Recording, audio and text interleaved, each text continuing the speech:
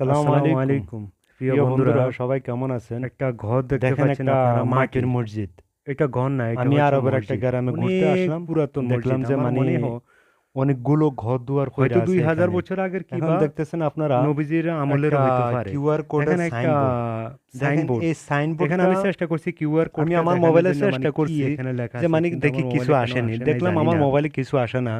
পরে এই বুঝতে যে পারলাম যে কিউআর হয়তো কোডটা। আর আপনারা আমার ভিতরে মোবাইলে দেখেন, নেটওয়ার্কের প্রবলেম। ভিতরে ঢুকতে দেখেন ভয় ভিতরের লাগছে, যার অবস্থা। কারণে আমি শুধু আমি দরজাতে দরজা ছিলাম। দাঁড়াইছিলাম, ভিতরে ঢুকতে দেখেন আমারও সামনে ভয় মিনার লাগতেছে, মতো, কারণ ঠিক এটা আছে। পরে দেখতে তো এরা কয়শো বছর আগে আগের কি আল্লাহ মহান, আল্লাহ ভালো ওইদিকে জানে। নামাজ পড়তো জানি না, দেখেন এটা তাহলে অনুমানিক ওরা আমার মনে যে দিক যে টাকায় নামাজ পড়তো, কিন্তু হিসেবে কাবা শরীফ ওইদিকে না, কাবা শরীফ আমার পিছে।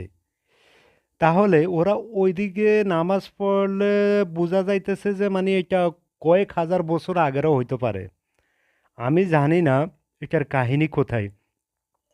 এখানে তো কোনো মানুষও থাকে না যে আমি কোনো মানুষে জিজ্ঞেস করবো। তারপরও এই মসজিদ নিয়ে আমি আরও বিস্তারিত জানার চেষ্টা করবো যে মানে ব্যাপারটা কি। আর এখানে যে একটা সাইনবোর্ড বাহিরে দিয়ে আছে, ঠিক আছে, এটার অবশ্যই কোনো ইতিহাস আছে। আর এই মসজিদটা অনুমানিক মাটির মসজিদ।